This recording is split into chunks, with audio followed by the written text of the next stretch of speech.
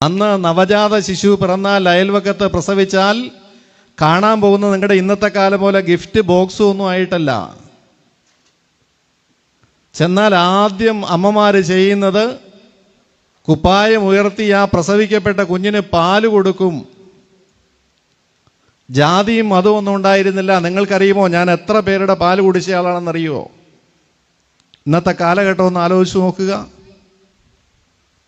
ചേച്ചിമാരുടെ, ചേടത്തിമാരുടെ, ഉമ്മമാരുടെ ഒരുപാട് പാല് കുടിച്ച ഒരു ശിശുവാണ് ഞാൻ അവിടെ ജനിച്ചവനാണ്.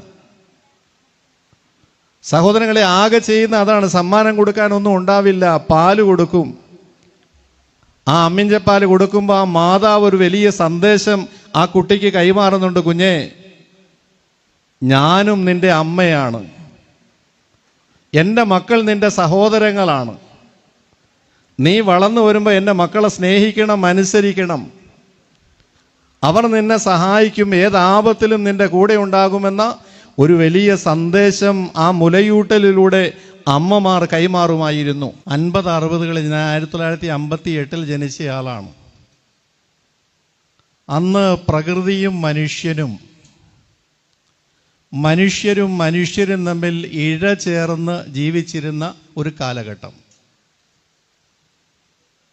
അന്ന് ഞങ്ങളുടെ അലാറം കോഴികളുടെ കൂവലും ചീവീടുകളുടെ കരച്ചിലും ഒക്കെ ആയിരുന്നു. വാച്ചോ ക്ലോക്കോ ടൈം പീസോ ആ നാട്ടിലുണ്ടായിരുന്നില്ല. ആ നാട്ടിൽ ആദ്യമായി ഒരു റേഡിയോ വാങ്ങുന്ന എൻ്റെ വാപ്പയാണ്. തമിഴ്നാട് കമ്പത്ത് പോയി ഒരു ഫിലിപ്സിൻ്റെ റേഡിയോ വാങ്ങിച്ചു കൊണ്ടുവന്നു. ആ റേഡിയോയിലൊന്ന് ട്യൂൺ ചെയ്താൽ സിലോൺ, അന്ന് സിലോണാണ്, ശ്രീലങ്കയല്ല, കൊളംബോ സ്റ്റേഷൻ കിട്ടും. കൊളംബോ സ്റ്റേഷനിലെ ബാങ്ക് വിളി കേട്ടിട്ടാണ് ഞങ്ങൾ റമദാനിൽ നോമ്പ് മുറിക്കുന്നത്. ഞാൻ തിരുവനന്തപുരത്ത് വന്നു കഴിഞ്ഞാണ് അറിയുന്നത്, കൊളംബോയിൽ സൂര്യൻ അസ്തമിച്ച് പിന്നെയും 6-7 മിനിറ്റ് കഴിഞ്ഞിട്ടാണ് കേരളത്തിൽ സൂര്യൻ അസ്തമിക്കുക. ഞങ്ങളുടെ നോമ്പൊക്കെ അള്ളാഹു പുറത്തു തരട്ടെ, സ്വീകരിക്കട്ടെ എന്നല്ലാതെ, കാരണം സൂര്യൻ അസ്തമിക്കുന്നതിന് മുമ്പാണ് എത്രയോ കാലം ഞങ്ങൾ സിലോണിലെ ബാങ്ക് കേട്ട് നോമ്പ് മുറിച്ചിരുന്നത്.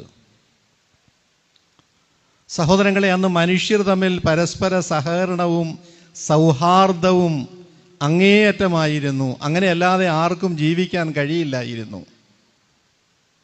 പണക്കാരൊന്നും ഉണ്ടായിരുന്നില്ല, പാവങ്ങളും ഇടത്തരക്കാരും മാത്രമായിരുന്നു അന്ന് ആ നാട്ടിലുണ്ടായിരുന്നത്.